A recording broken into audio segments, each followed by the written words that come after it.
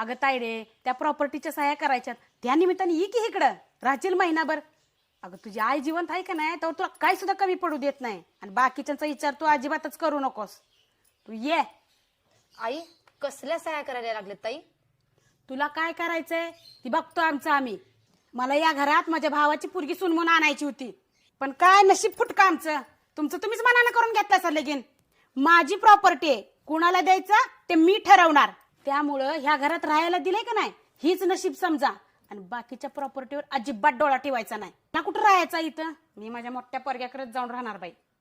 I घंटन नवीन केलीस का काय? होय बाय, मला एक केले, तुझ्या भाऊजाला एक केले. तिला पण केलंस होय? छान आहे अगं. मग काय तर तिचं तर आहे सगळं. गरीबा घरची पोरगी आहे पण चांगली मिक्स झाली नाही का आपल्यात. मग पसंत कुणी केले?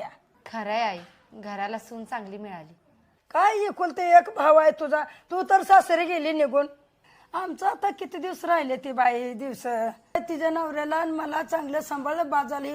ही सगळं वैभव तिचं तर हाय, आणि आमच्यात काय पोरींना हिस्सा बिसा देत नाही ती बाई. त्यामुळं काय तुझी भाऊजच की ग इकुलती एक घराची मालकीन प्रॉपर्टीची.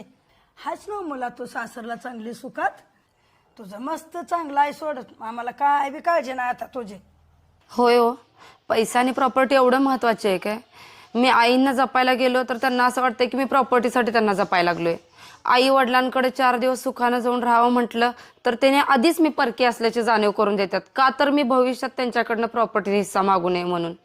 म्हणजे जी खरंच ज्यांच्या मनात खोट आहेत की प्रॉपर्टीसाठी असतात, गोड बोलतात, त्यांना ही लोक जवळ करतात, आणि ज्यांच्या डोक्यात पण काय नसतंय त्यांनाही लांब ठेवतात.